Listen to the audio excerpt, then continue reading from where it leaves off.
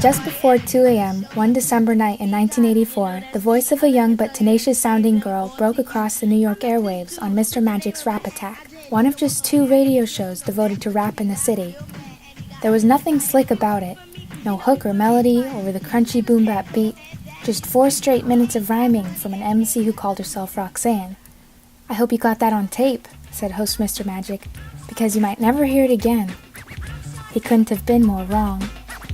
Natalie Weiner, Billboard.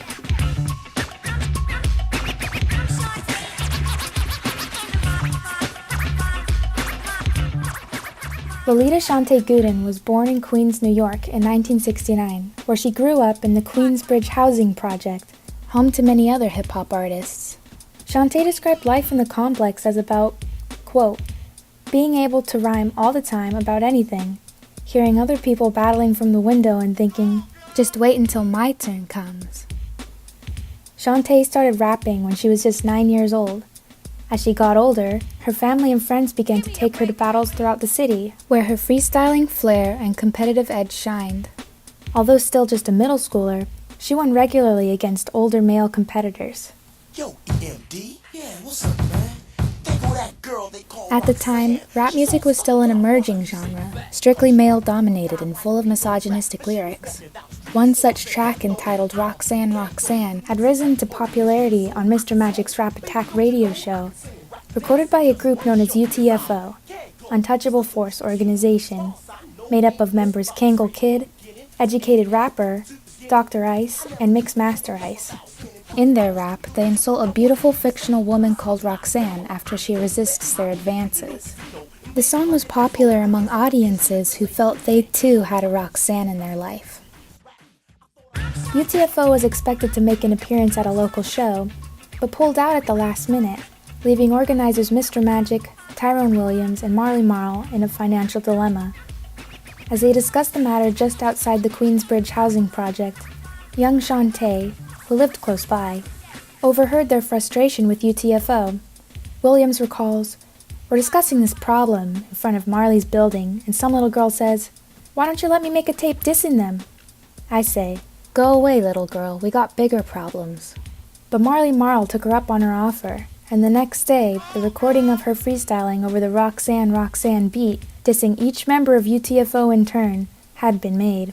Roxanne, feel it! In December of 1984, this record, Roxanne Speaks Out, soon to be renamed Roxanne's Revenge, kicked off the career of the first female hip-hop star at just 14 years old. It was the first recorded rap critique of sexism in hip-hop, and also sparked the genre's first ever recorded beef, the Roxanne Wars.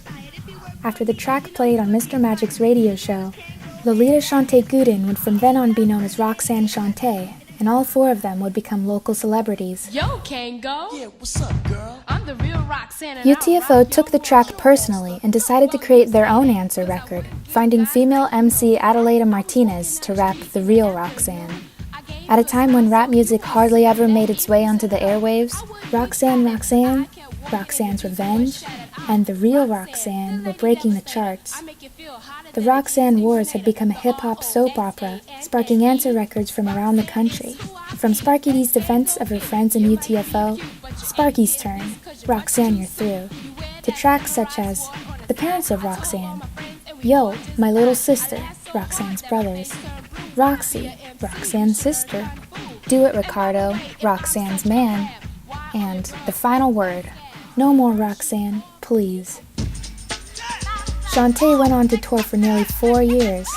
She worked with other rappers, including Marley Marl and Mr. Magic, forming the Juice Crew All-Stars, but she wouldn't be outshined. During an interview, Shanté said, "Females were always the +1 to whatever kind of crew.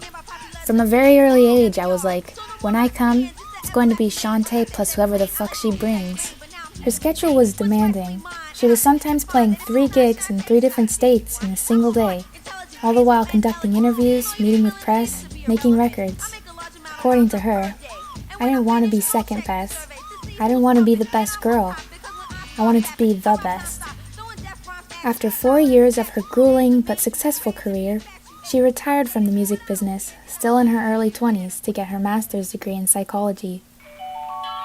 While the Roxanne Wars have mostly receded from many fans' memories, the pivotal role of Roxanne Shanté in the early years of hip-hop is being studied in academia today, giving Shanté some long overdue recognition for her imagination, spontaneity, and seemingly unbreakable confidence that shaped a newly forming genre and opened it up to many women artists in the future.